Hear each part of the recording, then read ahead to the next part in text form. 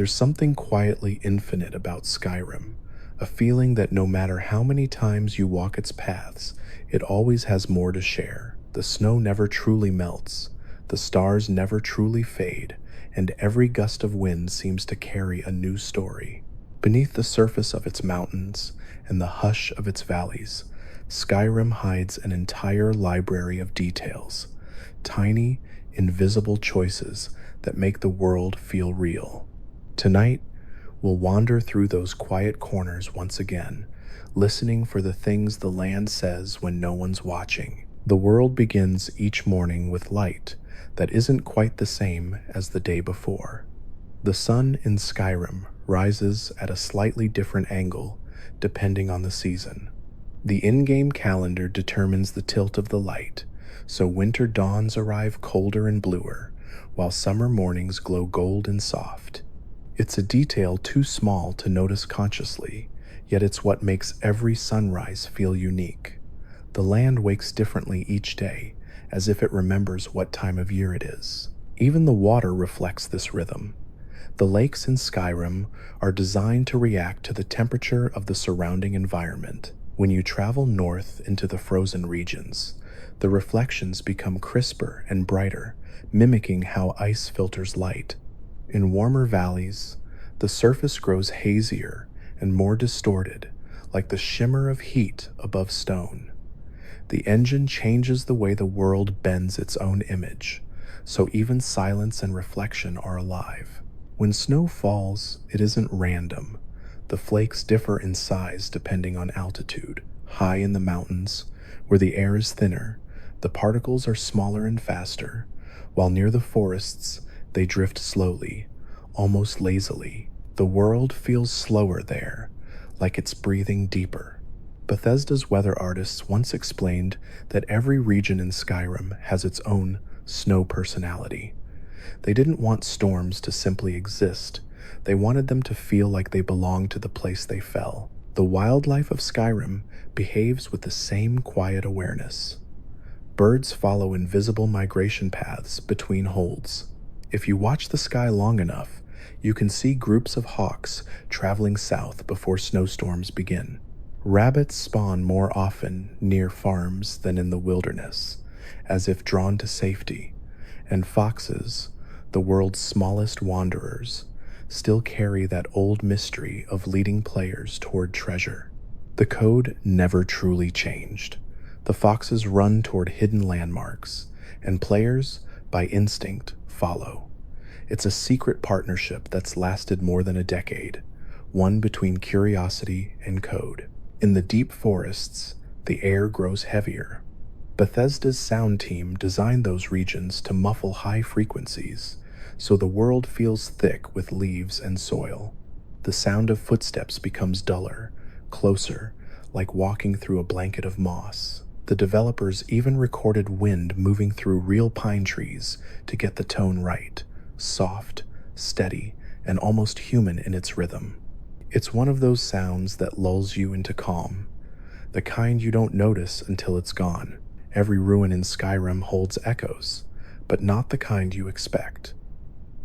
The game uses reverb zones, invisible shapes that change the way sound bounces back to you. The difference between a crypt and a cave isn't just the architecture, it's how your voice, your sword, or your footsteps fade into space. Large rooms respond slower, small rooms snap back faster. It's an acoustic illusion that makes you feel like you're truly underground. Even silence has structure there. When you walk near rivers at night, you can sometimes see faint sparks drifting above the water. These are small reflections from the stars, rendered through what the developers called specular sampling.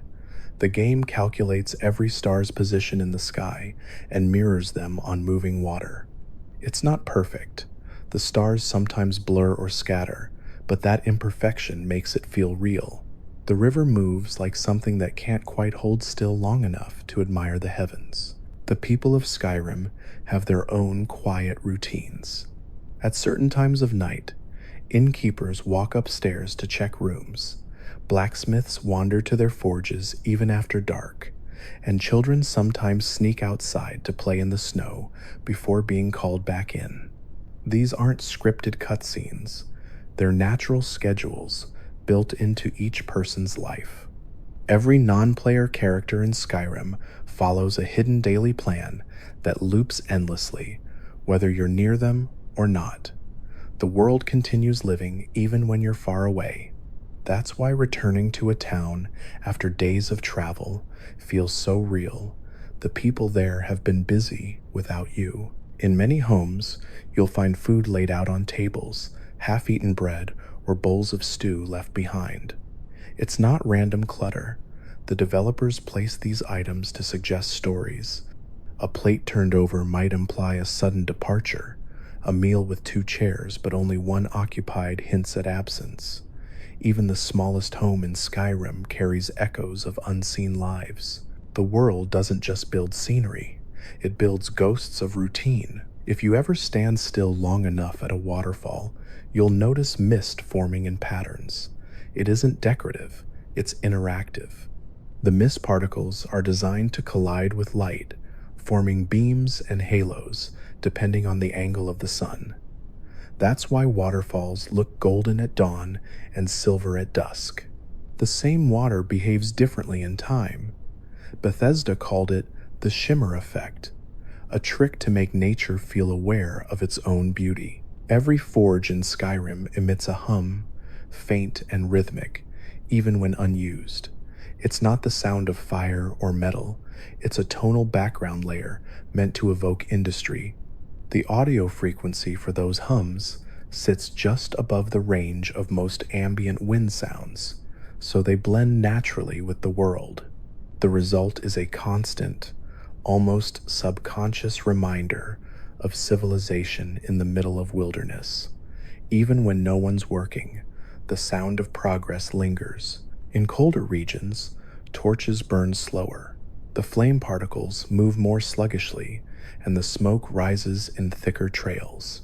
The world's temperature subtly influences how fire behaves. If you travel from the warmth of Whiterun to the ice fields beyond Windhelm, you can see the difference. Fire becomes heavy there, struggling to live against the cold. It's a detail no one needed to add, but someone did, and because of it, Skyrim feels just a little more alive. The auroras that sweep across the sky also serve a hidden purpose. They slightly brighten the world's overall light level, reducing how dark the night feels. It's a natural comfort, the idea that even in the coldest darkness, there's still light somewhere above you. The developers called this subtle system the dream layer.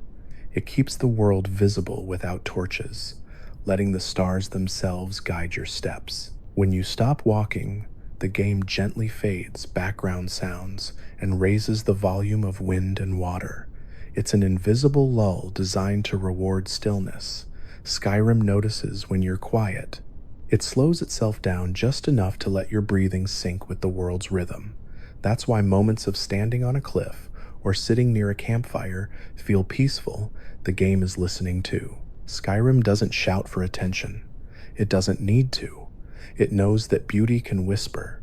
Every stone, every sound, every flicker of light was made with care. And when you let yourself rest within it, when you truly stop moving and let the snow fall, it welcomes you back, as if you've been there all along. As the wind drifts through the northern passes, Skyrim feels almost weightless. A world built from light and memory. Every ridge, every pine, every flicker of dawn carries the quiet weight of time. It's easy to forget that the world you walk through is made of pixels and code because it breathes like something older. The longer you wander, the more you realize that Skyrim doesn't try to impress you with its size. It impresses you with its patience. The sky above Skyrim has its own heartbeat. Clouds aren't just decoration. They have life cycles. They form near mountains, move with invisible winds, and fade as they cross into warmer valleys. Bethesda's weather system divides the sky into hundreds of small moving layers, each one drifting at a different speed. That's why, when you look up long enough, You can see the clouds pulling apart, some racing ahead, others lagging behind. The result is a slow, hypnotic motion that gives the illusion of real atmosphere. The clouds are alive, constantly rewriting the horizon. Even the light behaves differently depending on where you stand. In forests, sunlight filters through leaves in shimmering, uneven waves. This isn't random. The trees are coded to cast what are called animated shadows, tiny shifting blotches that dance across the ground. They mimic how light bends through branches and wind. When you walk through a forest at noon, the sunlight seems to move with you, as if the sky itself is following your pace. The animals of Skyrim live within that same system of rhythm. Birds are drawn toward trees that sway the most in the breeze, because the movement tells them those trees are alive. You'll often find them circling the tallest pines, not because of design, but because of that subtle rule in the world's code. It's a quiet miracle of logic, the world teaching its creatures how to act through invisible patterns. If you travel along the edges of lakes at night, you'll sometimes see faint rings of ripples expanding outward in perfect circles. These aren't scripted. They're the result of the game's water system detecting insects landing on the surface. They aren't visible bugs, but small, invisible entities that trigger motion whenever air and water temperatures meet a certain ratio. It's a layer of realism that almost no one notices, but it's what makes Skyrim's lakes feel like they never sleep. Inside cities, the stone itself has stories. The walls of Solitude use textures modeled from real Norwegian rock, scanned during development. You can see faint grooves in the stone, as if centuries of wind carved them smooth.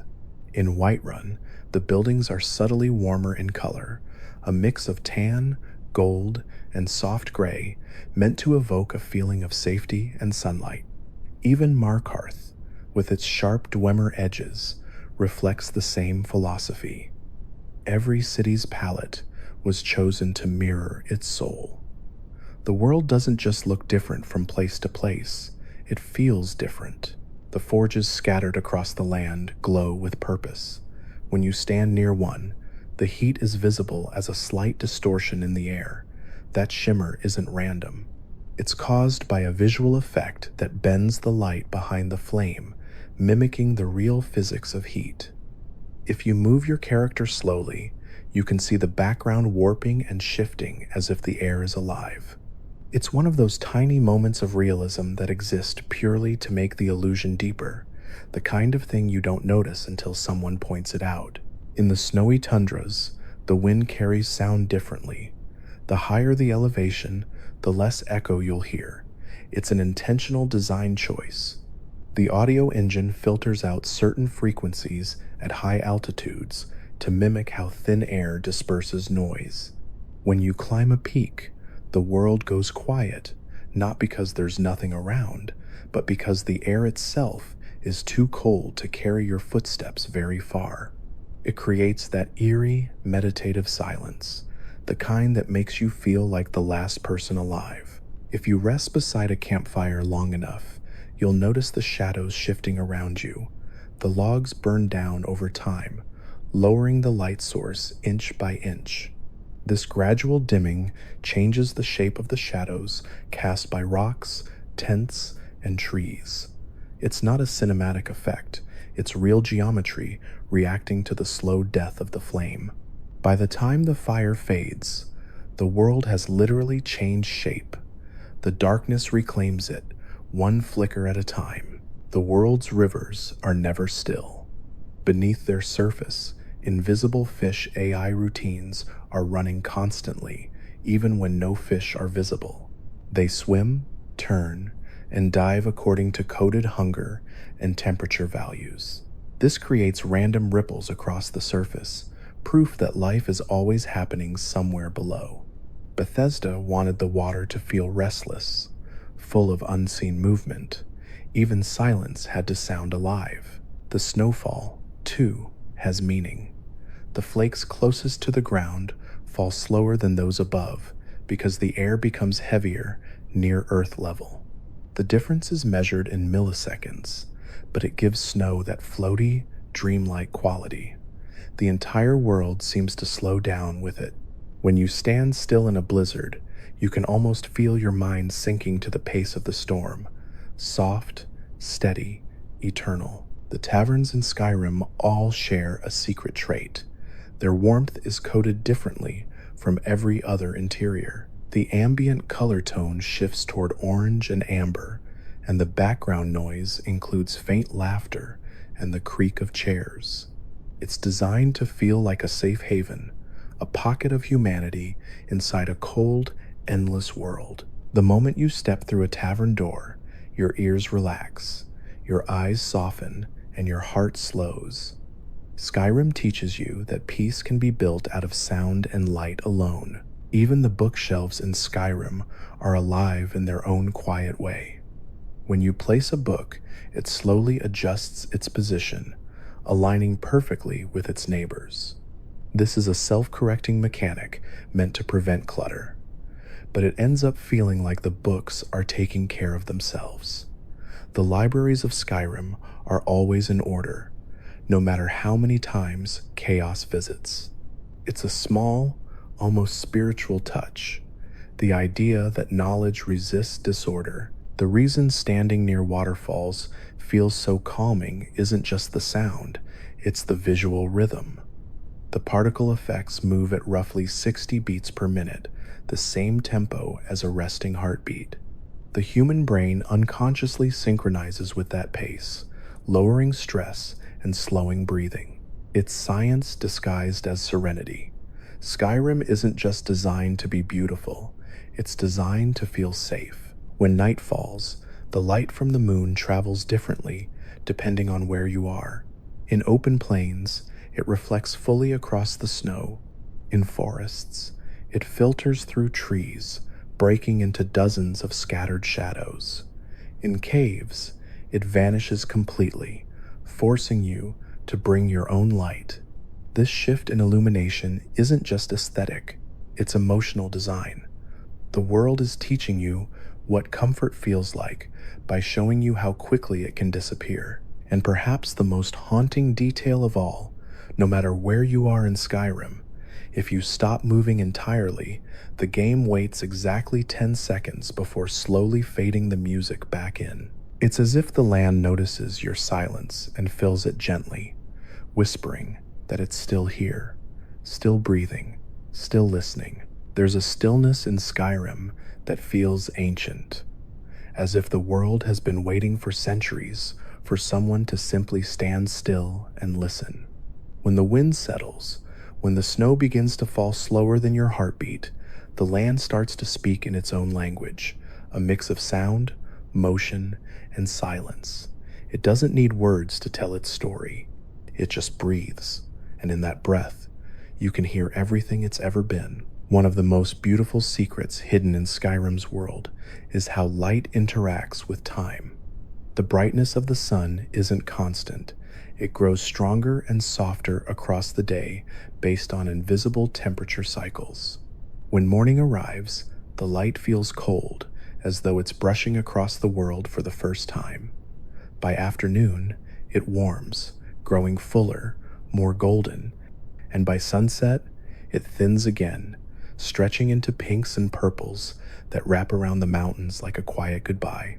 This gradient of light doesn't just mark time, it gives the world its pulse. Even shadows are alive here.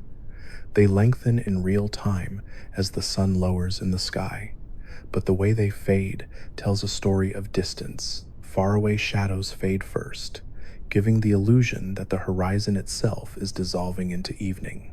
It's a small touch, almost invisible, yet it makes dusk in Skyrim feel so natural that you forget it's being rendered by a machine. The world is pretending to dream, and it's doing a convincing job. Skyrim's skies are full of motion. The two moons, Masser and Secunda, follow separate orbits, and their phases are never synchronized. That's why you can sometimes see one full moon and one thin crescent at the same time. The engine calculates their light individually, which means that every night sky is unique. The color of the snow beneath you, the glow of the water, even the hue of your shadow shifts based on which moon dominates the sky. It's not random beauty, it's a conversation between earth and light. The music of Skyrim carries that same language. Each region has its own invisible song cycle, a pattern of instruments that fade in and out according to the time of day and the weather. When you walk through the tundra near Whiterun, you'll sometimes hear strings that pause mid-note when clouds block the sun. In snowy regions, soft horns echo faintly behind the wind, matching the pitch of the storm. It's dynamic harmony, the world and its music breathing together. The reason waterfalls sound so comforting isn't just the volume. Each one is tuned to a specific note. The larger the fall, the deeper the pitch. Smaller streams sing in higher tones, blending with birds and insects nearby. Together, they form a subtle ambient chord that fills the silence of the wilderness. It's not loud or intentional, it's simply there, like nature's way of playing background music to your wandering. If you travel through the pine forests at night, you might notice a soft shimmer around the edges of the trees. This is the world reflecting starlight through moisture in the air. Each droplet of fog captures a faint glimmer, creating that glowing haze that makes the night feel alive. It's so gentle you might think it's your eyes playing tricks, but it's real, an effect added to make you feel surrounded by light even in darkness. When you enter a cave, the temperature of the air changes. It's not a mechanical feature, it's an illusion created through sound. The developers lowered high frequencies inside enclosed spaces, giving the impression that your ears are adjusting to denser air. That's why every cave feels heavier, quieter, and more echoing. The silence inside isn't emptiness, it's presence, the earth itself pressing close. The torches you carry are small miracles of coding. Their light casts dynamic shadows in all directions, but it also reacts to movement. If you swing your arm, the flame trails slightly behind, leaving a faint blur in the air. That blur is deliberate, the world simulating the persistence of vision that your eyes experience in real life. The torch becomes less an object and more an extension of your heartbeat, flickering in rhythm with your steps. The snow-covered bridges of Skyrim hold their own secret. When you cross them, the sound beneath your feet changes halfway through. The first half is stone, echoing firmly, but as you move to the center, it deepens slightly, a subtle cue that you're standing above running water. The difference is tiny, but your brain notices it subconsciously. It's one of the many ways Skyrim convinces you that you're in a real, layered place. Skyrim's wildlife, too, follows rhythms that mirror real ecosystems. Wolves hunt less often during storms, and bears retreat to caves when the snow thickens. Fish swim closer to the surface after rain, responding to oxygen in the water. These aren't random events. They're behaviors designed to make the world breathe. It's why the wilderness feels alive, not populated. It moves on its own terms. Even the books scattered across the land tell stories beyond their words. Some are slightly warped, bent from the damp air of certain regions. Others are dusted more heavily, depending on how deep in a ruin they were placed.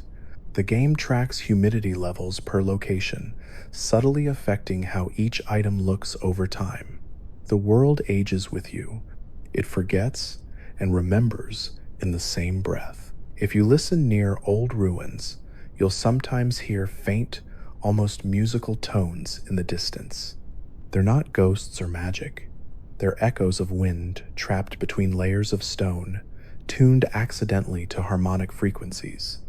The developers discovered it while testing sound physics and decided to leave it in. The result is a haunting melody that only exists when nature and architecture meet in perfect balance.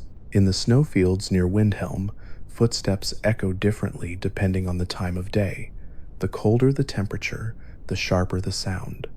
At night, when the air freezes harder, your boots create a crisp, glassy crunch. During daytime, it softens, replaced by a muted thud. The same landscape sings a different tune depending on how long it's been awake. And when you finally stop, when you find yourself alone at the edge of a mountain, the stars stretched endlessly above, Skyrim shifts again. The music fades into near silence, the wind slows, and even the snow seems to hang in the air a little longer. The game waits. It listens. It gives you space to breathe. In that silence, it becomes something more than a world. It becomes a companion, one that never needs to speak to tell you it understands. The longer you wander through Skyrim, the more you start to feel that the world breathes along with you. It isn't alive in the way a person is, but it moves with the same quiet rhythm. Inhale with the wind, exhale with the snow. Even when nothing is happening, you can sense that the land is aware of itself. The mountains stretch, the rivers turn, the sky hums. Skyrim doesn't just exist, it feels, and when you slow down enough to notice, you begin to understand how every detail was crafted to make the silence feel full. The mountains are the heart of that illusion. They were built not by machines alone, but by hand, each ridge sculpted and shaped individually. The artists didn't copy and paste peaks across the map. They carved them, one by one, adjusting slopes and crests until every summit had its own identity. That's why no two mountaintops in Skyrim look the same. Some feel sharp and ancient, others soft and worn by time. Even the way the wind curls around them differs. The sound shifts depending on elevation, temperature, and direction. The mountains don't just watch over the land, they sing to it. When snow begins to fall high above the clouds, it starts with a hush, the kind of quiet that feels sacred. The particles drift slower up there because of lower air density, and the sky takes on a faint silver hue. If you climb to the top of the throat of the world and listen, you can hear a low, constant hum beneath the wind. It's the sound of air currents swirling around the mountain's peak, blending with the game's ambient score. The developers once described it as the voice of altitude. It's a small detail, but it gives that summit a feeling of holiness, not because of what's there, but because of what isn't. The light in those high places behaves differently too. During sunrise, the color temperature gradually warms as it descends from the peaks into the valleys. The top of the mountains glows first, wrapped in pale orange light, while the forests below remain in shadow. This is called atmospheric diffusion, and it was intentionally simulated in Skyrim's lighting engine. It mirrors the way dawn creeps down the world in real life, giving the sense that time moves vertically as well as forward. The clouds that crown Skyrim are never still. They move faster near the mountains because of the game's invisible wind zones, regions that push air at different speeds.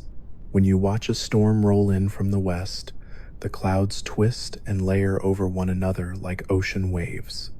Sometimes they even cast shadows that crawl across the land, turning daylight into moving darkness. Those drifting shades make every moment outdoors feel alive, like the world is breathing just beneath the light. The caves that burrow beneath those mountains hold their own kind of life. Inside, water drips in rhythm, each drop timed randomly by the engine to prevent patterns. It's subtle enough that your brain never gets used to it, which makes the caves feel infinite. The sound design team recorded actual underground caverns to mimic the way air resonates in stone. The result is an atmosphere that feels thick, ancient, and patient. Even in the absence of danger, the darkness has weight. If you rest near a mountain campfire, you'll notice that smoke rises slower there. The game tracks altitude and adjusts particle speed to match air pressure. At higher levels, the smoke drifts lazily upward, fading into the wind. It's a detail so small you'd never think to look for it, but it helps the illusion that this place exists beyond your presence, governed by the same physics as the real world. When you walk across icy paths, the sound beneath your boots changes depending on your pace. Move slowly, and you'll hear soft creaks, the ice shifting gently beneath your weight. Run, and the sound becomes brittle, like thin glass. It's a trick of sound design, mixing multiple recordings of ice from frozen lakes to match your speed in real time. The result is oddly relaxing. Even danger in Skyrim sounds calm. At night, the stars above the mountains shine brighter than anywhere else in the game. That's not just visual illusion. The engine reduces atmospheric fog at higher altitudes, allowing the stars to burn clearer and more distinct. The northern lights follow the same rule. They ripple slower at higher elevations, as if their dance is gentler the closer you come to them. The entire sky feels like it's slowing down to meet your heartbeat. The animals that roam the slopes follow invisible paths drawn from memory. Goats and deer move through the same trails every day, following lines that wrap around cliffs and through snowfields. These trails were placed by hand, winding carefully through terrain so the creatures would look purposeful, like they belonged to the mountain as much as the rocks or the snow. When you stumble upon them grazing in silence, it doesn't feel like wildlife wandering at random. It feels like witnesses to a ritual that's been happening long before you arrived. Even the air carries its own quiet texture. Skyrim's weather system adds microscopic particles of frost near mountain summits, giving the illusion of icy breath when you look toward distant peaks. The haze that drifts between valleys isn't fog, it's frozen light scattering across temperature layers. The developers created it to make the world feel cold, not just to your eyes, but to your imagination. It's the kind of cold that seeps into your thoughts and slows them down, gently, like snow settling on stone. When storms sweep through the peaks, thunder echoes differently than in the valleys. The sound bounces off cliffs, creating overlapping waves that fade slower. You might hear one crack, then another a heartbeat later, as if the sky is answering itself. Lightning rarely strikes in these regions, but when it does, it illuminates the snow in blinding bursts, pure white light that erases all shadow for half a second before returning to darkness. It's breathtaking in its simplicity, a flash of energy gone before your mind can process it. And when the storm ends, when the snow begins again in its quiet way, you can hear the mountains settling, the creaks of stone, the sigh of the wind returning to its usual rhythm, the faint hiss of falling flakes against rock. Together they form a kind of lullaby. Skyrim doesn't need music to feel peaceful. Its silence is the music. You stand there, surrounded by stillness, and for a brief moment, the world feels infinite and small all at once. That's the secret of the mountains. Not that they're tall, or ancient, or cold, but that they know how to be silent. They don't rush to tell their story. They let time and wind speak for them. And in that silence, if you're patient enough to listen, you'll hear the whole world whisper back. When you finally descend from Skyrim's mountains, the silence gives way to something else, a soft hum that lives beneath the cities. It isn't the sound of noise or crowds, but of rhythm. Every settlement in Skyrim seems to breathe differently, as though each was built with its own heartbeat. Walk through them at night, when torches flicker low and voices fade, and you can almost hear the cities dreaming. The walls remember footsteps, the windows remember laughter, and the world, for a little while, feels peaceful again. Whiterun is the calmest dream of all. Its soundscape was built to feel like comfort, the low crackle of braziers, the gentle creak of wooden signs, and the distant notes of wind harps. The air is warmer here, tinted gold by invisible light filters that add warmth even during snowstorms. That's why Whiterun always feels like sunrise, no matter the time of day. Its walls were designed to mimic the way light bounces in a real market square. Every flicker of flame, every reflection on armor calculated to make the place feel alive, but never loud. When you walk through the main gates, notice how the music fades in not instantly, but gradually. The instruments begin as faint echoes, like a memory you're just remembering. Then they swell as you approach the center of town. Bethesda's audio team described this effect as emotional blending, the idea that you should feel like you're stepping into warmth after cold. Even the pigeons that circle the rooftops are timed to appear more often in the mornings, reinforcing the illusion that this is a place that wakes gently each day. Solitude, on the other hand, was designed to feel ancient. Its stone walls carry a faint reverb that doesn't exist in any other city. When you walk near the castle courtyard, the echoes of your footsteps last just a fraction longer, bouncing between the walls before fading. It's not a glitch, it's architecture and sound. The developers modeled it after real medieval fortresses, where the narrow alleys created endless loops of echo. It gives the city a weight, a sense that time itself moves slower here. At night, solitude changes completely. The blue tint of the torches isn't just for beauty, it was chosen to make the city feel colder and more regal. If you listen carefully, the wind that moves through the arches carries a faint whistle, a tiny audio layer added to give the impression of altitude. The higher you go, the sharper the tone becomes.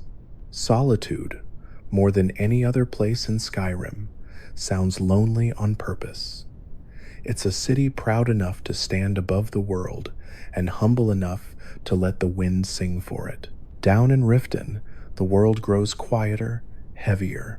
The light is dimmer by design, filtered through an invisible haze to mimic the damp air of its canals.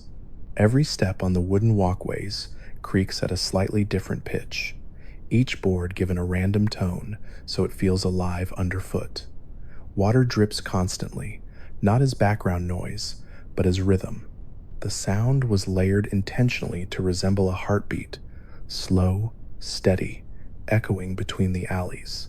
Riften breathes like a person in sleep, restless but calm. The marketplace there was built to feel cluttered yet comforting.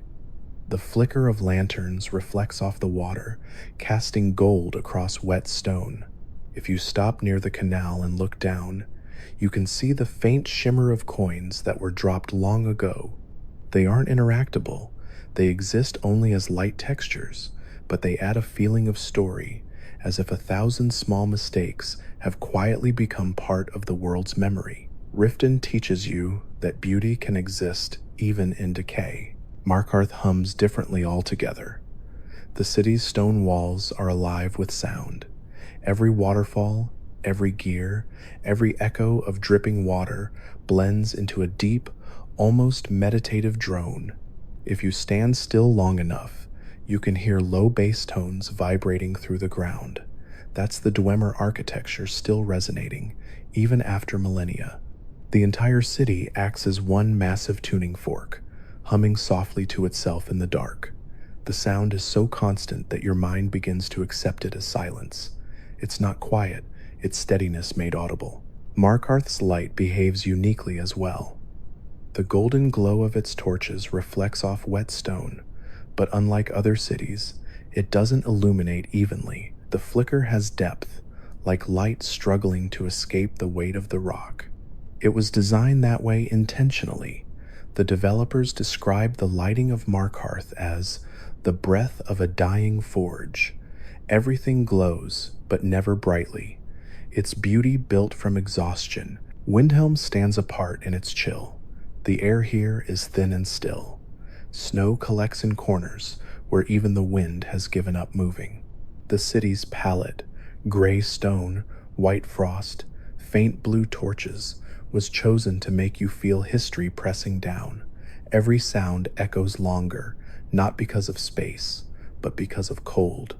The air carries sound differently at freezing temperatures, so footsteps and voices linger like ghosts. At night, the city feels paused between centuries, not abandoned, just tired. Its beauty lies in stillness, in the sound of nothing happening. In smaller towns like Falkreath or Dawnstar, the details shift toward quiet intimacy.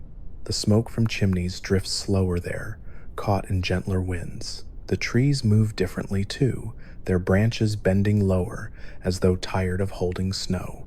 The taverns glow brighter in these places, and the laughter inside carries farther, mixing with the night air until it becomes part of the world's rhythm. You can almost feel the land, leaning closer to listen. The interiors of homes throughout Skyrim follow a subtle rule. The light always pools toward the center, whether it's a tavern, a blacksmith shop, or a small cabin in the woods. The brightest part of the room is never against the wall. This gives the impression that warmth gathers inward, as if every fire is protecting its people from the cold outside. The glow of those fires flickers slower than normal flames, a deliberate trick to make them appear calm, steady, eternal. The light doesn't dance, it breathes. If you ever find yourself walking through a city long after midnight, when everyone else has gone to sleep, the ambient sound changes. The music stops completely. The torches crackle quieter. Even the footsteps of guards seem softer, slower, as though the world itself is trying not to wake anyone. The only thing that doesn't change is the wind. It moves through every street like memory, patient and endless. It carries with it the scent of wood smoke, rain, and the faint echo of a lute somewhere too distant to see. Skyrim sleeps, but it never stops dreaming. And when the dawn finally comes, when the first orange light spills over the rooftops and the cities stretch themselves awake, you feel it. The hum grows again.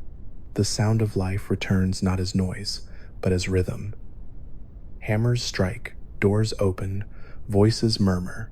The world begins another day. You step into it quietly, not wanting to break the spell. Because in that moment, you understand that Skyrim isn't just a place to explore. It's a heartbeat waiting to be heard. Beyond the cities and the villages, where roads fade into mist and the sound of hammers disappears, Skyrim returns to its truest form, silence filled with small voices. The wilderness hums with its own kind of conversation. The grass moves like breath, the rivers murmur in rhythm, and the wind threads through every tree like a musician testing an instrument. There's no audience for this song, except the listener who happens to be wandering through. And if you pause long enough, you realize it isn't quiet at all. It's simply peaceful. The forests of Skyrim are alive in ways few notice. Every tree sways on its own invisible schedule, driven by the random wind system that affects leaves, branches, and the motion of grass. No two trees move alike. They each have a slightly different pattern, so when the breeze rolls through, the world ripples naturally, never repeating. The light that filters through the canopy shifts constantly too, catching dust, snowflakes, and pollen that shimmer like faint stars in daylight. The world feels hand-painted by motion. Even the animals know the rhythm of this stillness. Foxes appear most often during dawn when light is softest. Rabbits freeze whenever the wind stops completely, listening for danger. Deer turn their heads toward water sources. Even when they're out of sight, their behavior isn't random. It's coded around invisible memory nodes that guide them to paths they've used before. The result is a wilderness that behaves like it remembers you. If you return to a place days later, you might find the same creature moving along the same quiet path, unaware it's being watched. The rivers in Skyrim never truly rest. Their sound is layered in 3 levels: surface, current, and echo. The surface is the gentle trickle you hear nearby. The current is the deeper hum beneath it, and the echo comes from distant banks, where water meets rock.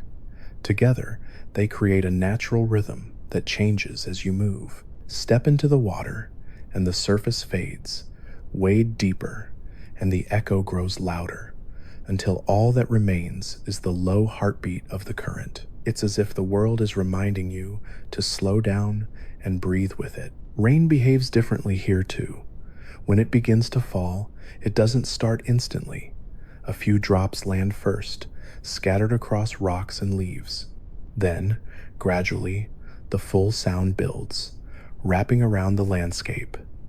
The ground darkens, the colors deepen, and the smell of earth seems almost tangible. The developers added this delay deliberately to make storms feel organic. When the thunder finally rolls, it echoes 3 times across the hills.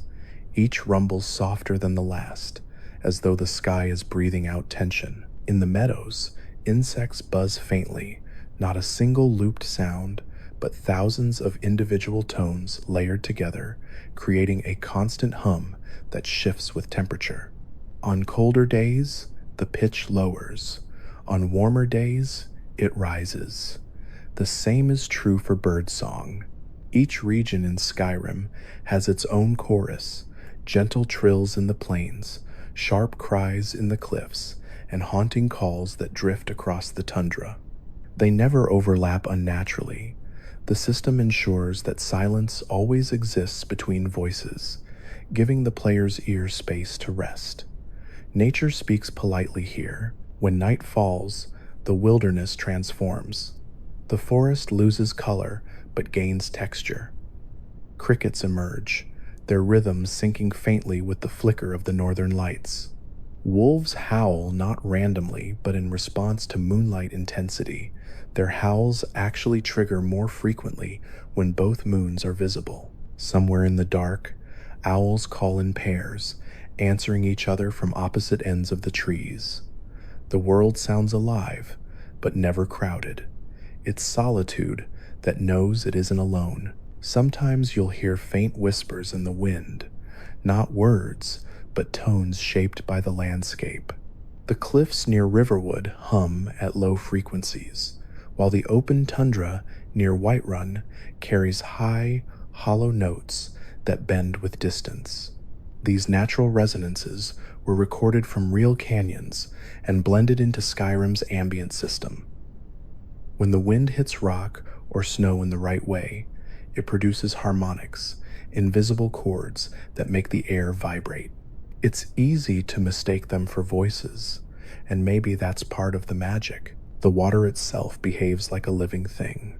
Stand by a frozen lake, and you'll hear faint cracking beneath the ice, the sound of thermal expansion rendered in real time. The ice groans softly, the same way glaciers do in the far north. It isn't threatening, it's the planet shifting its shoulders in sleep. If you drop an object into the water, the ripples move slower in the cold, faster in the heat. Every movement carries memory. In the deepest parts of Skyrim's wilderness, where the snow falls in silence, something beautiful happens when night meets dawn. The temperature system causes the fog to thin as the sun rises, and just for a few minutes, the air glows faintly pink.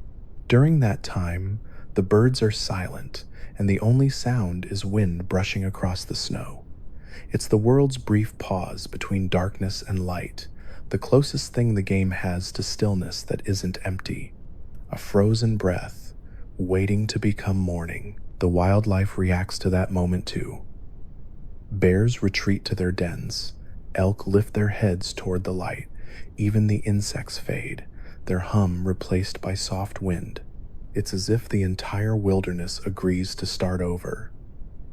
The cycle continues endlessly, unchanged but never identical. The beauty of Skyrim isn't in its storms or battles or ancient ruins. It's in these tiny pauses where nothing happens except time. When you rest near a riverbank and close your eyes, the sound of water and wind begins to blend until you can't tell one from the other. The waves become breath, the breeze becomes a lullaby, and for a moment, the line between player and world disappears. You're no longer exploring Skyrim, you're part of it, one more heartbeat in its endless rhythm. Deep within Skyrim's wilderness lie places that feel older than time itself, ruins and standing stones half buried by snow, their carvings softened by centuries of wind. These are not just relics of an ancient civilization, they're reminders that the world has memory. Every wall, every altar, every whispering cave still holds traces of what once was. Even when you walk alone among broken pillars, you can feel the quiet weight of something still watching, not with eyes, but with presence. Skyrim is full of these forgotten places, and each one hums with the kind of silence that feels almost alive. The standing stones scattered across the land are among the most mysterious. They glow faintly beneath the moonlight, their surfaces rippling like water when touched by certain spells. What few players notice is how each stone emits its own soft tone. It's almost too low to hear, but if you stand quietly beside one, you can feel the vibration in your chest, a hum tuned to the earth beneath it. The sound is unique to each stone, matching the type of magic it represents. The warrior stone resonates deeply, steady and strong. The mage stone hums higher, shimmering like a bell. And the thief stone carries a faint flutter, like wind slipping through hollow wood. These tones are not accidents. They were carefully designed to give each stone a voice of its own. When rain falls near the stones, the water pools at their bases, creating tiny reflective lakes. The runes carved into the rock seem to glow brighter in those puddles, but it's not actual light, it's the reflection of lightning. During storms, the flashes of sky above the stones create the illusion that the carvings are alive, blinking open and closed like ancient eyes. It's one of the smallest, most haunting effects in Skyrim, a world quietly pretending to remember itself. The barrows and tombs that scatter the land tell similar stories. Each one hums at a different pitch because the sound of wind passing through their entrances was tuned to the shape of the tunnel. Some barrows have openings that create a low moan when the air moves just right, while others sing faintly higher, almost melodic. To those who wander these places at dusk, it feels as though the ruins are sighing, not from sadness, but from remembering. Every gust of air is a retelling of a story long buried. Inside these ruins, the torches flicker differently than in open air. The flames bend slower, their movement dampened by invisible drafts. The shadows they cast stretch long across the stone walls, and sometimes they seem to waver in rhythm, as though responding to something unseen. The air feels heavier in these spaces, dense with dust and history. The sound of your footsteps echoes with a slight delay, bouncing between columns and crypts before fading into stillness. That delay changes depending on the size of the chamber, a subtle reminder of how deep you've gone. The game's audio system isn't just mimicking echo, it's calculating space. Sometimes, in the oldest ruins, you'll see faint blue light leaking from cracks in the walls. It isn't magic, it's luminescent moss, a quiet detail inspired by real cave bioluminescence. The developers used it to guide players subconsciously through darkness, creating paths without visible markers. The moss glows in pulses, as though breathing. If you stop and watch, you can see it fade and return in rhythm with your own in-game heartbeat. The world adjusts its light to you, as if listening. The ancient murals that line the walls of these places are more than decoration. Their designs are fractal. The shapes repeat themselves in smaller and smaller patterns. This isn't just aesthetic. It was a trick used to make the carvings look infinite. When torchlight hits them, the grooves cast shadows that seem to move, giving the illusion that the story is still unfolding across the wall. You're not just looking at history, you're watching it dream. Even the air inside the ruins carries secrets, A faint layer of ambient dust particles floats through the darkness, reacting to movement. Swing your weapon, and the particles scatter like startled insects. Stand still, and they settle again, almost as if the ruins exhale with you. The game's engine calculates this subtly, never drawing attention to it, but always reminding you that time still moves here, even when nothing else does. In Dwemer Ruins, the hum of machinery never truly stops. It's a constant, low-frequency drone, somewhere between vibration and music. The developers based it on recordings of industrial power plants, slowed down and layered with deep resonance tones. The sound never loops perfectly, it drifts slightly, so it always feels different, alive, mechanical, but somehow mournful. The brass walls of the ruins amplify the hum, and if you stand close to the gears, you can feel it in your bones. The Dwemer may be gone, but their echo still has mass. The gears themselves turn at inconsistent speeds. Some move quickly, others crawl, some stop entirely for minutes before lurching back into motion. They were programmed with a randomization system that gives the illusion of aging. The machines act like they're struggling to remember how to function, a perfect metaphor for the world that built them. The more you listen, the more you start to think they aren't just turning for purpose, but for memory. The world is dreaming of work long finished. When you walk through the abandoned halls of these ancient places, every sound you make feels heavier. Your footsteps echo longer. The creak of armor seems louder. Even the simple act of breathing feels like interruption. But if you stop, truly stop, and let the world settle around you, you'll notice the faintest sounds filling the silence. The soft drip of water, the distant groan of shifting stone, the sigh of wind finding a hidden passage. It's the sound of a place remembering that it's still here. Sometimes, the light of your torch will flicker in rhythm with these noises, almost as if responding. The engine wasn't designed to make this happen intentionally, but the interplay between dynamic light and ambient movement creates coincidences that feel deliberate. A breath of air will dim your flame just as a whispering sound fades through the tunnel, and for a moment, you'll think something spoke. Skyrim's magic lies in those coincidences, accidents that feel like intent, and when you finally leave those ruins, when the door creaks open and the cold wind of the outside world spills in, there's a moment of transition that feels sacred.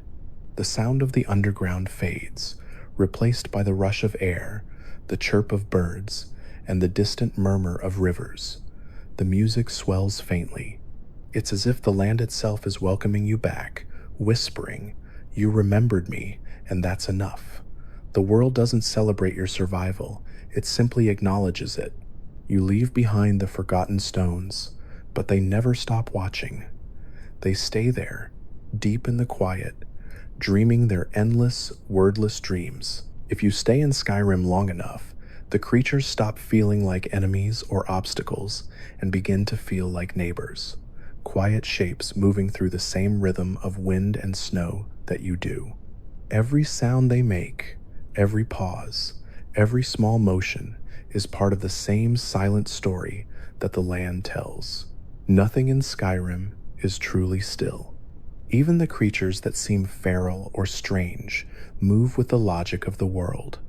They aren't intruders. They're extensions of the same breath that keeps the mountains alive. Wolves, for example, have their own weather. When the sky turns gray and fog settles near the tree line, you can almost sense them before you hear them. They emerge from the mist, not because the game wants to scare you, but because the animals are coded to prefer low visibility. They hunt in fog and snowstorms when their fur blends perfectly with the world. The faint growl that follows isn't meant to be menacing, it's distance disguised as voice. The sound travels differently through mist, stretching into something soft and ghost-like.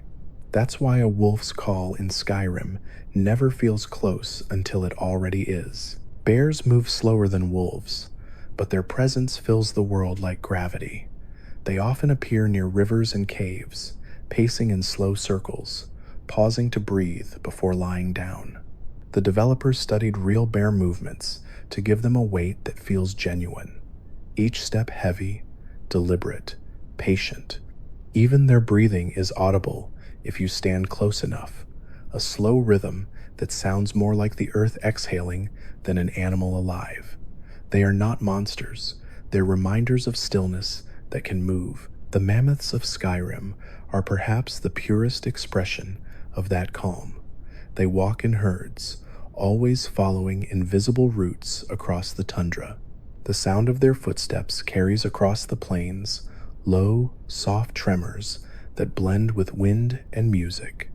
Their fur catches the orange light of sunset, glowing faintly like embers from a forgotten forge. The developers added a detail few players ever notice. When mammoths walk near frozen water, the ice beneath them shifts slightly, groaning from the weight. It's a quiet, perfect illusion of reality, the land itself acknowledging their presence.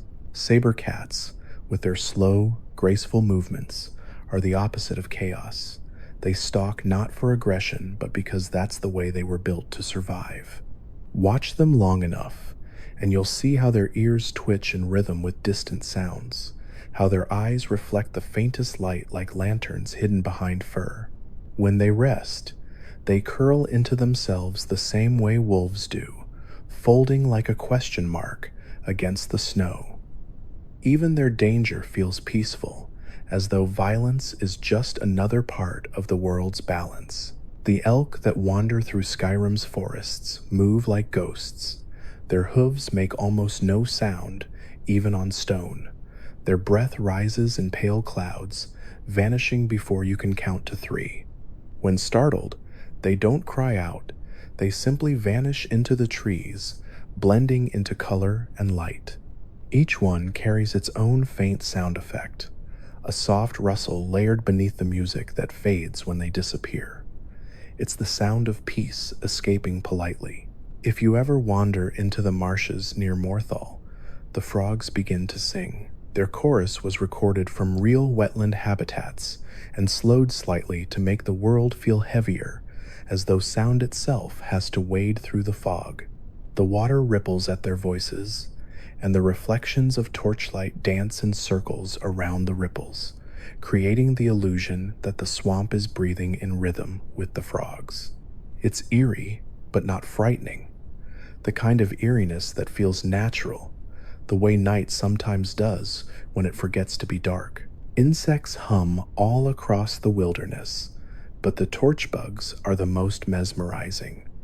They appear in clusters near lakes and forest edges, drifting in patterns that resemble constellations. The light they emit isn't random. It pulses at a steady beat, 3 seconds on, 3 seconds off. When you collect one, the faint sound it makes in your inventory is not the noise of capture, but the sound of its light fading. It's a sad, brief sigh, the kind of detail that makes Skyrim's stillness feel real. The mud crabs of Skyrim might seem simple, but even they have personality. They click their claws when approached, a sound based on recordings of real crabs tapping shells against stone. When they scuttle back into the water, the splash is slightly delayed, timed to mimic the way small waves ripple in shallow pools. These tiny imperfections, the extra half second, the uneven rhythm, are what make the world believable. It's nature rendered with empathy. Snow bears and trolls share the caves high in the mountains, but they never appear together. The game ensures they avoid one another, as if each species has learned respect through survival. The echoes of their roars sound different underground, longer, more rounded, like thunder trapped in stone. When you leave those caves, the sound fades slowly, echoing in your memory even after the silence returns. It's as if the world knows how to hold on to its own noise for just a moment longer than it should. In the snowy fields north of Windhelm, sometimes you'll hear a faint howl without seeing anything. It's not a creature at all, but the wind moving through narrow gaps between rocks, tuned to frequencies that mimic distant calls. It's unintentional music, nature's way of haunting itself. Many players think they've encountered ghosts there, but what they're hearing is the land's way of filling emptiness with sound. Skyrim never allows complete silence. It always leaves something behind. Fish in Skyrim are another small miracle of design.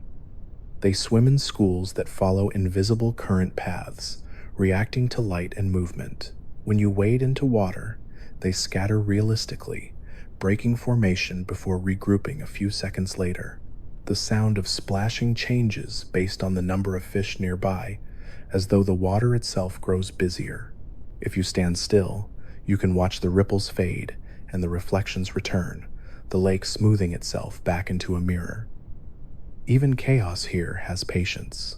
The dragons, when they appear, are not interruptions, they are punctuation.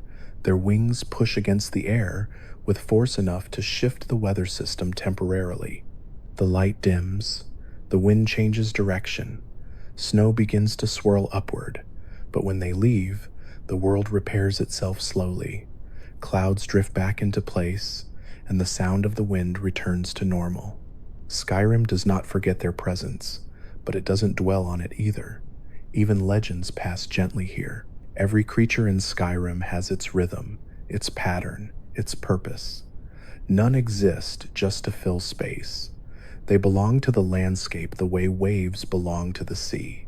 And when night comes, when the world grows quiet again and the torchbugs return, all of those rhythms blend into a single steady heartbeat, the sound of a land that is always alive, always listening, always dreaming of its next breath. There are moments in Skyrim when the world feels like it's holding its breath, when the air grows still, the light shifts, and everything around you hums in a way you can't quite explain.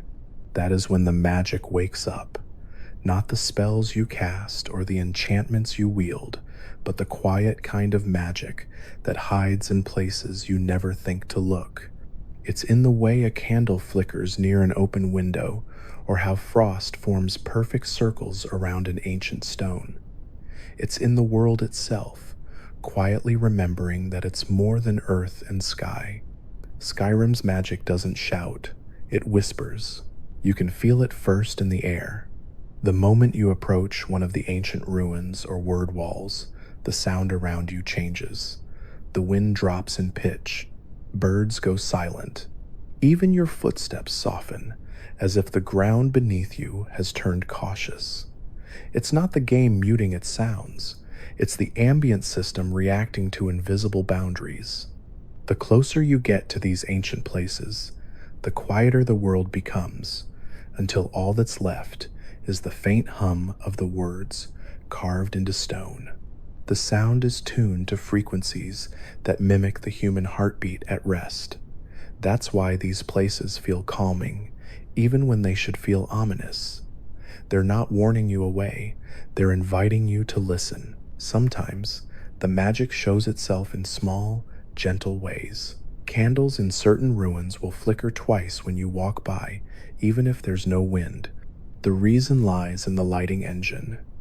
When your character's shadow passes over them, the brightness temporarily dips, then recovers. But when you're there, standing in the dark, it feels intentional, as though something unseen just blinked at you. Skyrim's brilliance lies in how it lets accidents feel sacred. Frost magic leaves traces on the air long after it's cast. The mist that lingers isn't random visual noise, it's coded to disperse based on temperature. In cold climates, it fades slowly, as though reluctant to leave. In warmer regions, it evaporates instantly. The same is true for fire. Flames burn brighter in snow, where reflection amplifies their light, but they dim in caves, where oxygen is low. Even the magic obeys the rules of the world, giving the illusion that it was born here, not summoned. One of the most peaceful sights in Skyrim is the glow of an aurora stretching across the night sky. Those lights aren't just decoration, They're tied to Skyrim's invisible magnetic field, the same one that influences certain enchanted objects. If you drop a charged weapon on the ground during an aurora, it will flicker slightly brighter. The world responds to itself in harmony, even when you're not looking. The sky and the earth are part of the same quiet machinery. Soul gems, those strange, glowing crystals scattered through the land, hum at different frequencies depending on their size. If you stand still and listen closely, you can hear faint tonal differences. Petty gems buzz softly like bees, while grand ones emit deeper, steadier tones. The sound isn't symbolic. It's the game's audio engine treating each gem as a small, musical object. Together, if placed in the same room, they create a subtle chord. It's as though every captured soul still sings, not in pain, but in memory. The ancient Nordic tombs sometimes produce faint blue mist when you enter. This isn't fog. It's the combination of two invisible systems, ambient light scattering and dust particles reacting to temperature. The result is a natural glow that looks magical, but exists because of science. Yet it feels supernatural because it happens only in places where the dead sleep. The world doesn't need to tell you that these halls are sacred. It shows you by breathing differently when you step inside. Even enchantments carry their own gentle mysteries. The glow on an enchanted weapon isn't static. It moves slowly, pulsing in and out like a heartbeat. Each color has a distinct rhythm. Red pulses faster, blue slower, green almost imperceptibly. The developers once described this as a living aura, meant to suggest that every enchantment is a fragment of will, still struggling to exist. The weapon feels alive because, in a way, it is. There are rumors among players of places where magic behaves strangely, where spells cast without effort, or where torches refuse to burn out. Many of these places exist because of hidden environmental triggers, small leftover variables from the game's construction. But even if the explanations are technical, the feeling remains spiritual. When you stumble upon one of these spots, it feels as though you found a place where the world itself leaks through its own code, a thin space between reality and dream. The waterfalls in Skyrim often sparkle faintly at night. This isn't random reflection. It's caused by moonlight interacting with a thin mist layer around the falls. The effect is most visible during clear nights, when both moons are visible. In those moments, the water glows like liquid glass, catching every ripple of light. The sound, too, changes, lower, slower, as though the water is humming to itself. It's the kind of magic that doesn't need a spell to exist. Rune traps and magical circles carved into stone always emit light that pulses 3 times before fading. The number isn't arbitrary. It's the same rhythm used for the heartbeat sounds in the game's ambient design. Even danger in Skyrim follows the cadence of life. The magic of this world is rarely loud or explosive. It's quiet and deliberate, like breath moving through old lungs. There's a strange beauty to the way light interacts with frost. When a blizzard ends, the frozen ground reflects color from the sky for several minutes, tinting the snow faintly purple, gold, or blue depending on the hour. That shimmer is often mistaken for enchantment. It's not. It's simply the land remembering the light that just left. But it feels like magic, because it behaves like emotion, slow to fade, but impossible to hold. Even the most ordinary places have their enchantments if you know how to look. The windmill near Whiterun spins not because of wind, but because of a hidden perpetual motion script. Its blades are set to turn at slightly uneven speeds, creating the illusion of real weather resistance. Watch long enough, and you'll see them stutter just for a moment before continuing. It's a trick, but it feels real. And in Skyrim, that's what magic is. The line between design and wonder, crossed so gently that you forget there was ever a difference. The most profound magic, though, is the silence after. When a spell fades, when a rune dims, when the wind dies down, the world pauses. The sound of your own breathing fills the void, and for a moment, it's as if Skyrim itself is listening. It waits, patient and eternal, ready to begin again. And that is the secret that holds the entire land together. The magic isn't in the spells or the runes or the artifacts, it's in the spaces between them. It's in the stillness. The kind that reminds you that even in a world of dragons and frost and fire, the quietest moments are the ones that feel most alive. Skyrim is not a world that rushes. It moves at its own quiet pace, measuring time not in hours or quests, but in light. Every sunrise, every fall of snow, every long shadow stretching across the tundra feels like a reminder that the land itself keeps time differently than we do. The world turns slowly here, and if you stay long enough, you begin to feel it, the rhythm of a day unfolding the way a breath unfolds in sleep. When the morning begins, the first light doesn't arrive all at once. It trickles in from the east, soft and pale, touching only the tops of mountains before it reaches the valleys. The mist glows pink for a few brief minutes, and every surface, every rock, every blade of grass, every icicle catches the color like memory. The sound of the world changes too. The wind grows thinner, lighter, and the music almost disappears. Bethesda designed the sunrise this way on purpose, to make you feel as though the world is taking its first slow breath before waking. For a few moments, the game feels weightless. The sun in Skyrim doesn't just rise, it drifts. It moves on an invisible arc that was calculated to mimic the tilt of a northern world. That's why the shadows here feel longer, stretched and soft even in midday. The light doesn't hit straight down, it slides sideways across the landscape, giving everything that dreamy, endless glow. In the mountains, the snow glitters in layers, and the peaks shine like glass. Down in the forests, light filters through branches in thin golden ribbons, as if the sky itself is painting gently over the earth. You can walk for hours under that light and never feel like time is passing. It simply flows, slow and forgiving. Afternoons in Skyrim are full of quiet noise. The rivers grow louder as the air warms. Insects hum softly in the grass.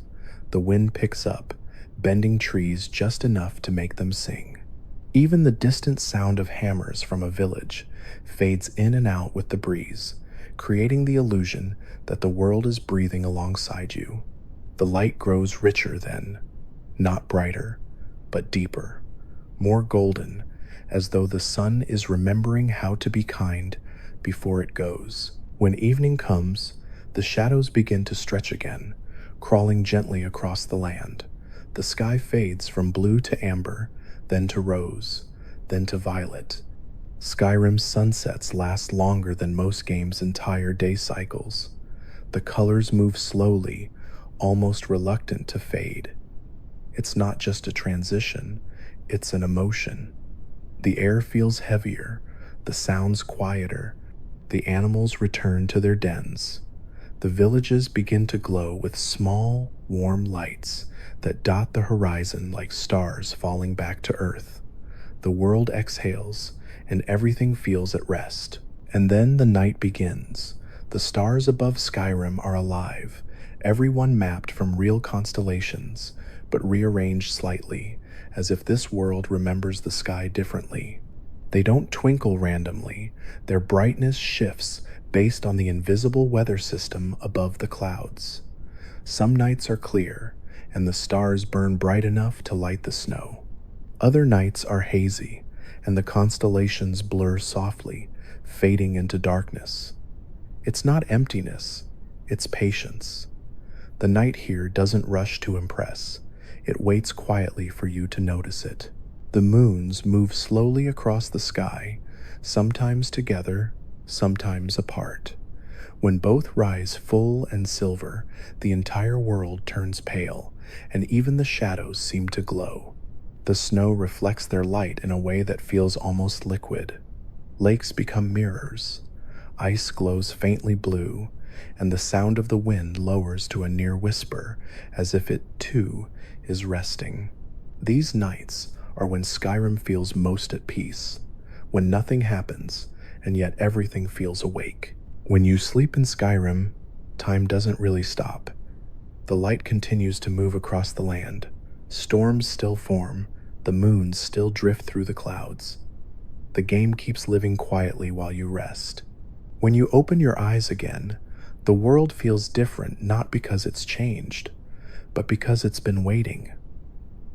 The morning after sleep always feels softer here, the wind slower, the light kinder. It's the illusion of a world that knows how to wake gently. Even indoors, time leaves its mark. Candles burn lower as the night passes.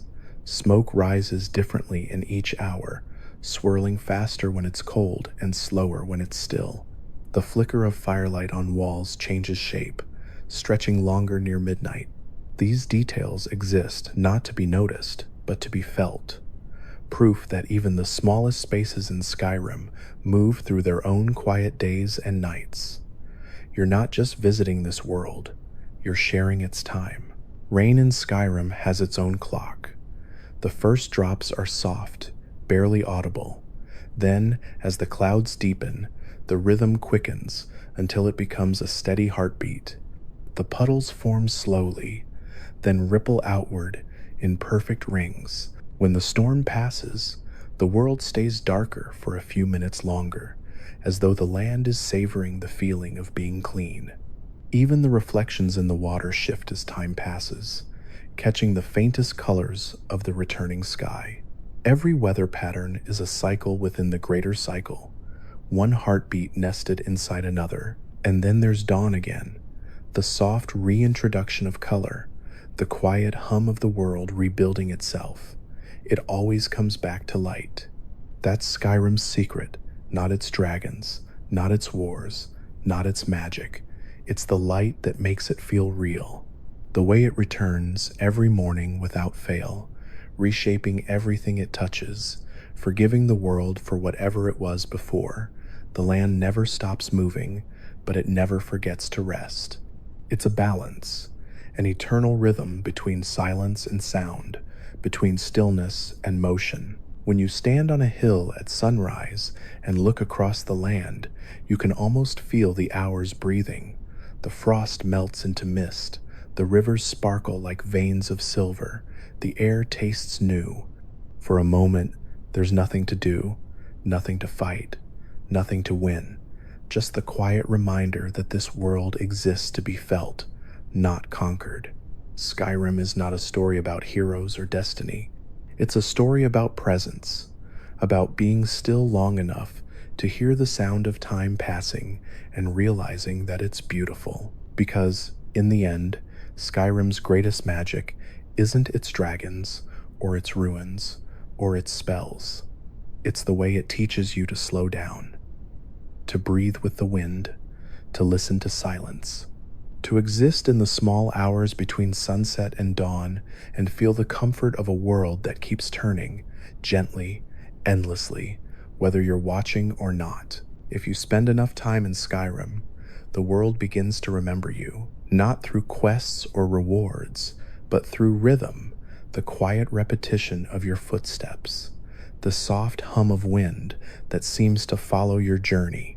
Even though the land resets and respawns, something about the way it sounds after you've walked it for hours feels different, as though it's learned your pace. Skyrim's memory isn't written in stone or script. It's carried in silence, the small, patient way the world changes when you stop to listen. Every object in Skyrim carries a trace of the past. A sword left on a table gathers a thin layer of dust after a few in-game days. Food left unattended slowly loses color, its textures dulling as if touched by time. Even the light remembers, the way it bends around objects you've moved, the shadows it casts changing ever so slightly to accommodate the world you've altered. These moments are small, invisible to most players, yet they accumulate until the world feels lived in, as though your journey is part of its memory rather than a disruption of it. The forests remember sound. Each tree carries a specific wind resonance, and when you pass through the same region again, the same pattern of breezes returns, replaying your earlier passage like an echo. If you listen long enough, you might swear the wind repeats your last steps, a soft imitation of movement through the branches. The soundscape system in Skyrim isn't random, it's cyclical, quietly mimicking familiarity. The world becomes your mirror, humming back your own rhythm like a dream repeating itself. Some places hold memory in light. The ruins of old temples reflect the sun in specific angles that shift subtly each season in-game. When you revisit them at a different hour, the light enters through new cracks, illuminating carvings that were invisible before. Bethesda designed this intentionally, the slow reward of patience, showing the world not as static, but as something unfolding. The more time you spend watching it, the more it reveals. Skyrim is a teacher for those who wait. Even water remembers. The ripples from stones you throw remain visible for longer than you'd expect, overlapping with the ones that come after. If you return later, the currents still flow outward in the same rhythm, creating patterns that feel familiar, as if the river has been quietly repeating your gestures. The physics engine saves motion data longer in shallow water, a small optimization trick that accidentally became a poem about memory. The world lingers on your actions like breath on glass. When snow falls, it erases footsteps, but not entirely. The faint depressions remain for a few seconds before they fade. It's enough time to remind you that everything in this world disappears slowly, gently, respectfully. Even absence takes its time. This is why Skyrim feels so alive, because it understands how to let go without rushing. Time here isn't a countdown. It's a conversation between moments that refuse to vanish completely.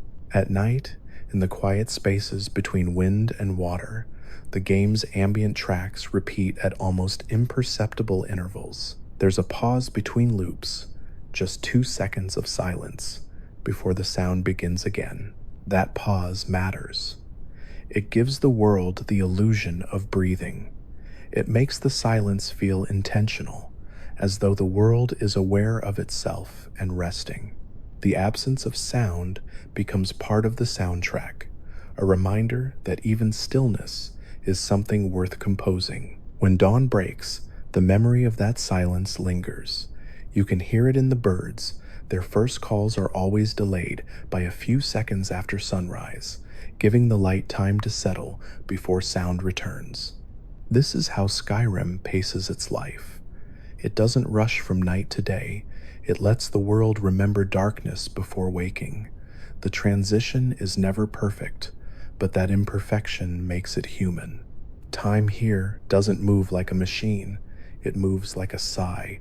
The people of Skyrim, the merchants, the farmers, the guards, also follow this rhythm. They don't simply stand in place waiting for you. Their routines blend into one another, like gears turning quietly in the background. At dawn, the blacksmiths begin to hammer. At dusk, the guards slow their patrols. And when midnight comes, the torches dim and their voices fade into murmurs. You may never notice these changes consciously, but your mind does. That's why the cities feel alive, because they move in time with you, even when you're not there to see it. Even the smallest things remember light. Dust particles float through taverns, illuminated by candles, shifting their movement based on airflow from opening doors.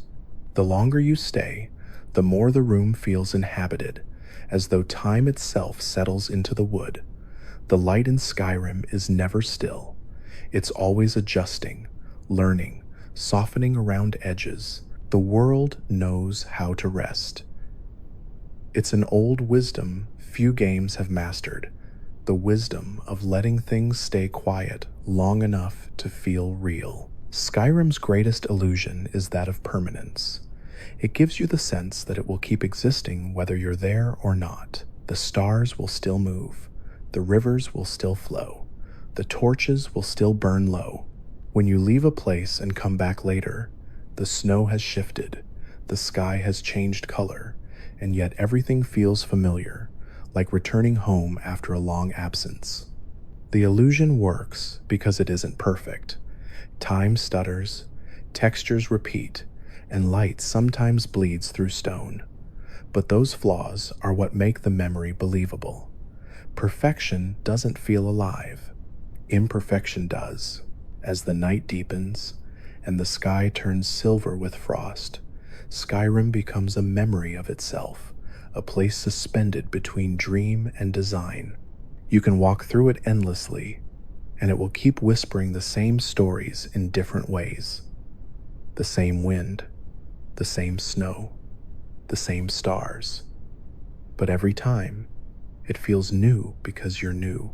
The world changes with you, not because it's programmed to, but because you notice it differently each time you return. That's how memory works, not as repetition, but as rediscovery. And when you finally stop, when you find a place to stand still and breathe, the land seems to settle around you. The mountains fade into shadow. The sky hums faintly with stars. Somewhere in the distance, a wolf calls once, then falls silent. The world waits, content in its stillness. You realize then that Skyrim doesn't remember you through quests or victories. It remembers you through peace, through the simple act of being present in its silence. The echo of your steps will fade, but the quiet you leave behind will remain. That's the kind of memory only a living world can keep. There comes a point in every journey through Skyrim when the road ahead feels familiar and the silence feels like an old friend. You begin to understand that this isn't a world meant to be finished or conquered. It's a place that exists to be returned to again and again, like a song you never truly stop listening to. Even when you step away from it, Skyrim doesn't end.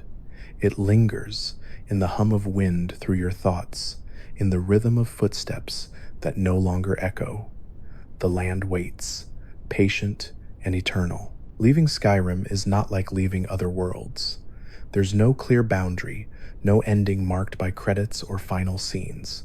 The world doesn't close behind you.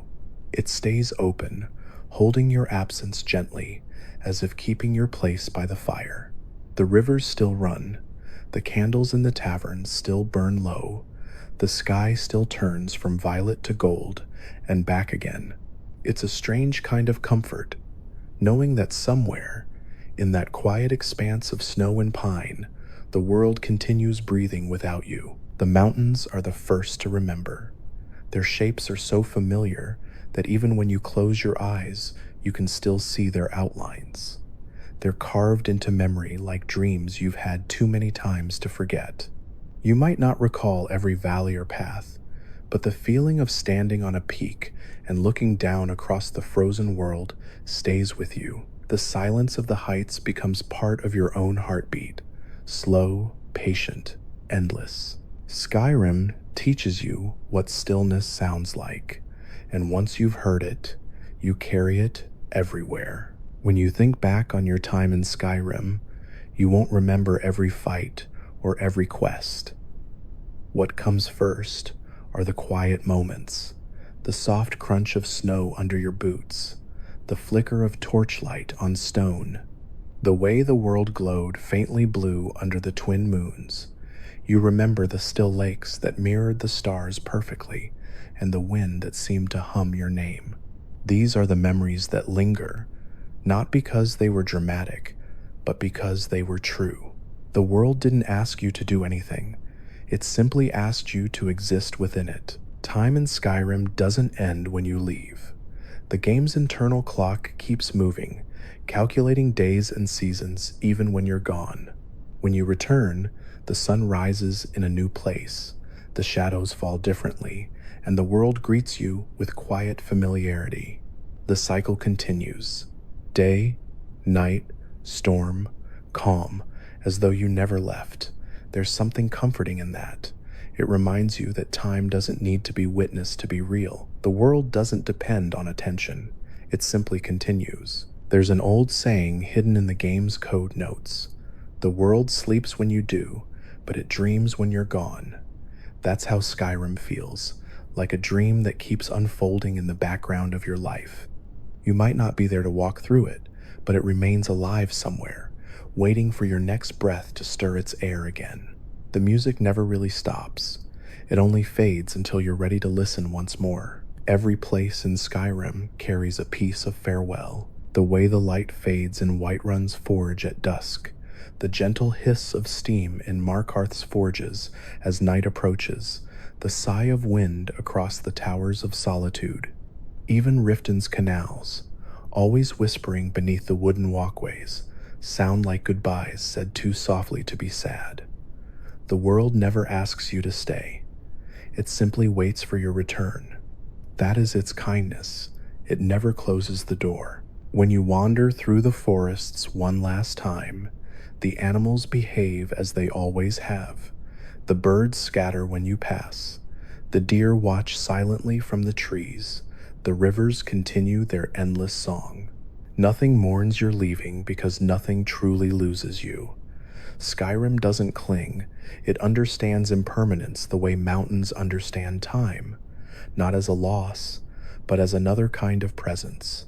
When you go, you become part of its silence. And silence, here, is sacred. The sound of the wind in Skyrim carries across distances that don't exist in most games. You can stand on a cliff and hear echoes from valleys miles away, distorted by air and snow. Those faint murmurs never stop. They're the voice of a world that has seen countless travelers come and go, each leaving behind some invisible imprint. If you listen carefully enough, you can almost imagine that your own echo lingers there too, blending with all the others, the collective breath of everyone who has ever walked this world. Skyrim's sky at night feels endless, but if you watch closely, you'll notice that the stars move slightly over time. The constellations shift in their alignment, tilting ever so slowly toward new patterns. It's a detail almost no one notices, but it's there, proof that even the heavens are moving forward. The world refuses to stay still, even for perfection. It changes, gently, endlessly, the way a memory softens with time but never fades. There's a beauty in knowing that nothing here truly ends. Fires burn down, but embers remain. Storms pass, but clouds linger at the edge of the sky. Even death in Skyrim feels temporary, like frost that melts only to return again. The world holds its stories loosely, allowing each moment to dissolve into the next. It doesn't cling to endings, because it understands that every ending is only another dawn waiting quietly in the distance. When you stand on a hill at sunset and look out across the land, it's impossible not to feel the pull of forever. The light stretches for miles, wrapping the mountains in gold and shadow. The rivers glow, the trees turn silver, and the air smells of snow. For a moment, you forget that this is a world made of code and pixels. It feels alive, patient, forgiving, infinite. You close your eyes, and the sound of wind becomes the sound of your own breathing. The world fades, but the peace it leaves behind stays. That's what Skyrim is. Not a story or a destination, but a feeling. The feeling of walking through a place that never needs you, but always welcomes you. The feeling of knowing that even when you leave, something beautiful continues without you. The world doesn't need to end to rest. It simply waits in its quiet way, under its slow-turning sky, keeping the fire lit until you return. And when you do, whether tomorrow or years from now, you'll find it the same as ever. The snow will fall softly. The wind will hum through the mountains. The rivers will whisper their endless song.